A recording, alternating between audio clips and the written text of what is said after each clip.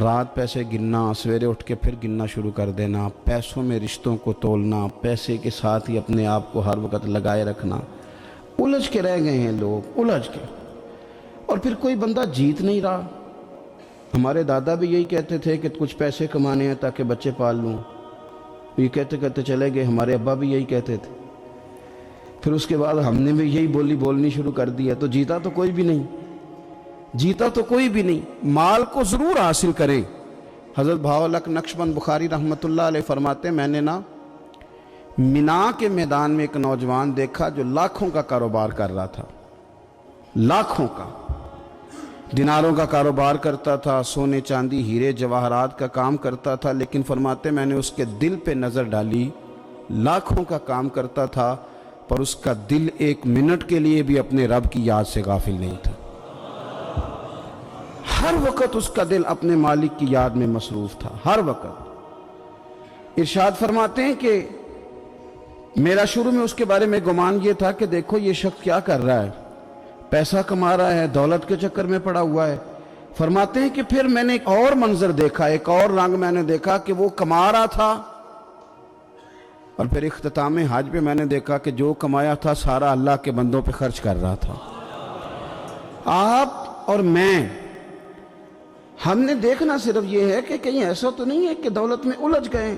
بہت سارے لوگوں نے یہ کہا تھا، ہم سنتے تھے جب کوئی آدمی جانے لگتا تھا نا پردیس پیسہ کمانے کے لیے، تو وہ کہا کرتا تھا کہ میں ملک سے باہر جا رہا ہوں، 2 4 5 سال لگا کے آؤں گا، واپس آ کے پھر یہاں میں نے کوئی کام کرنا ہے، تھوڑے سے پیسے کماؤں تاکہ یہاں نہ پھر میرا سلسلہ کوئی بن جائے۔ وہ 3 سال لگانے گئے تھے پر 30 گزر گئے ہیں، لوٹ کے واپس کوئی نہیں آئے۔ وہ 4 سال کا کہہ کے گئے تھے پر سال 40 ہو گئے، لوٹے نہیں۔ کیوں نہیں لوٹے؟ اس لیے کہ پہلے مفاد چھوٹا تھا، خیال یہ تھا کہ تھوڑے سے پیسے آ جائیں گے، بچوں کا خرچہ چلنے لگ جائے، فیسیں پوری ہونے لگ جائیں، اور مجھے کسی سے مانگنا نہ پڑے تو بس پھر میں کامیاب ہوں۔ یہ طے کیا تھا۔ اس کے فوراً بعد پھر جب باہر گئے تو خیال آیا کہ نہیں، صرف پنکھے کا نہیں، اے سی کا بل بھی دینا پڑے گا۔ پھر تھوڑا اور آگے بڑھے تو خیال آیا کہ چھوٹی گاڑی پہ گزارا نہیں ہوتا، بڑی گاڑی نہ لے لیں۔ پھر خیال آیا کہ بڑی گاڑی لی ہے تو یہ تو اندر کھڑی نہیں ہوتی، سامنے والا پلاٹ مل جائے تو ذرا گراج اچھا بن جائے گا۔ پھر الجھتے الجھ گئے دوستو۔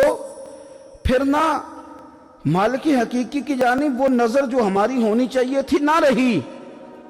ذوق سے نماز پڑھتے تھے، پھر ہماری نمازیں مختصر ہو گئیں۔ ہم سویرے اٹھ کے ذوق سے قرآن پاک پڑھتے تھے، پھر وہ وقت بھی ہمارا دفتر کی تیاری میں لگ گیا۔ رات درود شریف پڑھتے تھے، لیکن وہ بھی سارا ہمارا حساب کتاب میں وقت گزر گیا۔ ہم نے یہ سمجھا ہی نہیں کہ دولت کارخانہ نہیں دیتا، دولت سیٹھ صاحب نہیں دیتے، دولت آپ کو آپ کی فیکٹری نہیں دیتی، دینے والے تو رب کریم کی ذات ہے۔ تو جہاں سے آنا تھا وہاں توجہ دینی چاہیے تھی کہ جہاں صرف ایک سبب تھا، ذریعہ تھا۔ حضرت اویس کرنی رضی اللہ تعالیٰ عنہ، ہمارے صوفیاء میں ایک لفظ بولا جاتا ہے فقر بوذر، یعنی کچھ لوگ ایسے ہیں جو سیدنا ابو ذر غفاری رضی اللہ تعالیٰ عنہ کے طریقے پہ چلتے ہیں۔ ایک لفظ بولا جاتا ہے فقر بوذر، کچھ لوگ فقر بوذر کے قائل تھے، اسی مزاج کے قائل تھے حضرت سیدنا اویس کرنی رضی اللہ تعالیٰ۔ ان کے ذہن میں ایک بات بیٹھ گئی تھی کہ یار دینے والا اللہ ہے، دینے والا، عزت بھی اللہ دے گا، رزق بھی اللہ دے گا۔ بلکہ امام غزالی رحمۃ اللہ علیہ نے تو حدیث لکھی ہے، آپ فرماتے ہیں کہ نبی پاک صلی اللہ علیہ وسلم نے فرمایا جس نے بندوں سے عزت تلاش کی رب اسے رسوا کر دے گا۔ جو سیاست کر کے عزت حاصل کرنا چاہتا ہے، جو اس طرح کا ماحول بناتا ہے کہ میں کوئی ایسے کام کروں کہ لوگ میری واہ واہ کریں، لوگوں سے عزت کا حصول کرنے والے کو رسوا کر دیا جاتا ہے۔ عزت دراصل وہی ہے جو رب کریم عطا فرماتا ہے۔ میرے عزیز دوستو، آپ اپنی توجہ، دل کی توجہ، روح کی توجہ اپنے مالک کی جانب جب کر لیتے ہیں، غفلت کا پھندا اتار دیتے ہیں، اور ہر وقت غلبہ رکھنا پیسوں کا، ہر وقت اسی میں سوچنا، اسی میں محو ہو جانا، پھر آپ کا ذہنی نقصان ہوتا ہے، پھر آپ کی روح جو ہوتی ہے وہ بے چین رہنے لگتی ہے۔ پھر ایسے بھی غریب دیکھے جن کے پاس پیسے ہیں، پیسوں کے علاوہ کوئی شے بھی نہیں، پھر ایسے بھی تنگ دست دیکھے کہ جن کے پاس جائیدادیں بڑی ہیں پر ان کے پاس رات کو سکون سے سونے کے لیے وقت کوئی نہیں۔ عزیز بھائی، حضرت اویس کرنی رضی اللہ تعالیٰ عنہ کی ملاقات ہو گئی حضرت حرم بن حیان کے ساتھ، یہ بھی تابعی ہیں۔ تو حضرت حرم بن حیان رحمۃ اللہ علیہ کہتے ہیں یہ نا ہم تو خیر بڑی ساری باتیں سنتے ہیں تو نصیحت نہیں نہ حاصل کرتے، ویسے بھی یہ دور تقریریں کرنے تقریریں سننے کا ہے۔ جو عمل کرنے والے لوگ تھے ان کا کیا طریقہ تھا کہ وہ ایک دو جملے کافی تھا، علم و بس کری او یار او ایک کو یرف تینوں درکار، جملہ ایک بھی تیرے لیے کافی ہے لیکن شرط یہ ہے کہ تو عمل کا ارادہ رکھتا ہو، تیرا خیال ہو کہ عمل کرنا ہے۔ وہ لوگ نا مختصر سی باتیں کرتے، مختصر سی نصیحتیں کرتے، لیکن وہ عکس جلدی کرتے، اس میں سے اپنے لیے خیر جلدی تلاش کرتے۔ حضرت حرم بن حیان کی ملاقات ہوئی حضرت اویس کرنی رضی اللہ تعالیٰ عنہ کے ساتھ، تو حضرت حرم بن حیان کہتے ہیں میں نے عرض کی حضور میں کسی ملک میں جا کے رہنا چاہتا ہوں، کہیں سکونت اختیار کرنا چاہتا ہوں، یہاں سے ہجرت کرنا چاہتا ہوں، تو مجھے کوئی آپ مشورہ دے میں کہاں جاؤں؟ تو فرماتے ہیں کہ میں نے جب یہ سوال کیا تو حضرت اویس کرنی نے مجھے اشارہ دیا، فرمانے لگے ملک شام چلا جا۔ کہتے میں نے اگلا سوال کیا حضور وہاں جا کے کاروبار کیا کروں گا، رہوں گا کیسے، کھاؤں گا کہاں سے؟ تو فرماتے ہیں حضرت اویس کرنی نے رومال اٹھایا، کندھے پہ رکھا اور چلنے لگے۔ میں نے کہا حضور آپ نے سوال کا جواب ہی نہیں دیا۔ تو فرمانے لگے جس دل کو ابھی تک یہی یقین نہیں آیا کہ روزی کون دیتا ہے اسے میں نصیحت کیا کروں؟ میں تجھے نصیحت کروں جسے آج تک یہی نہیں پتا کہ روزی کون دیتا ہے؟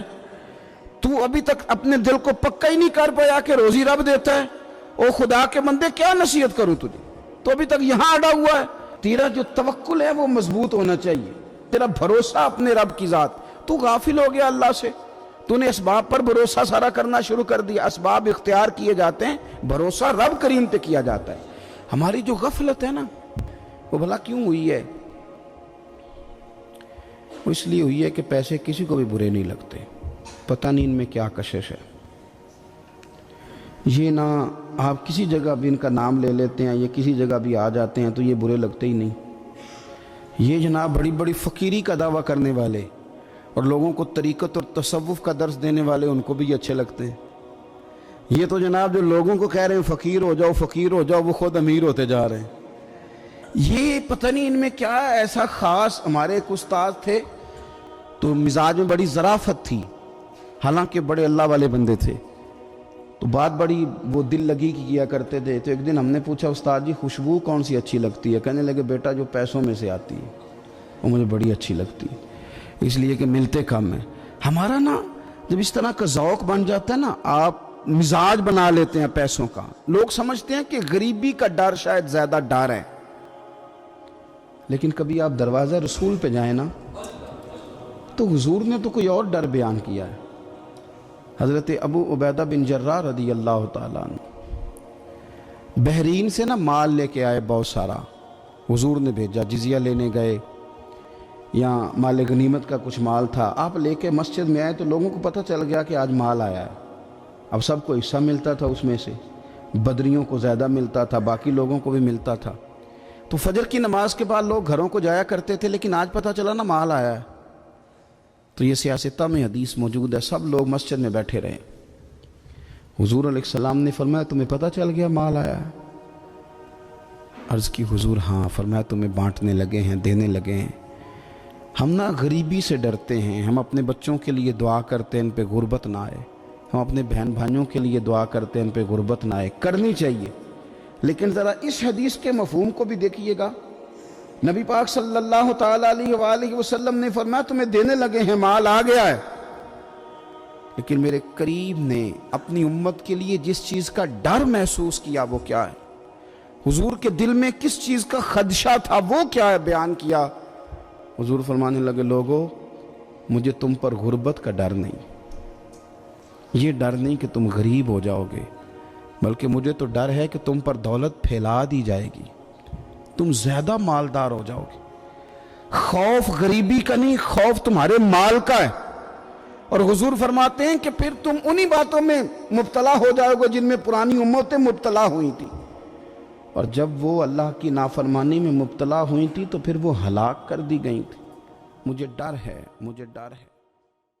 Please like this video and subscribe to my channel. Also press the bell for latest notification.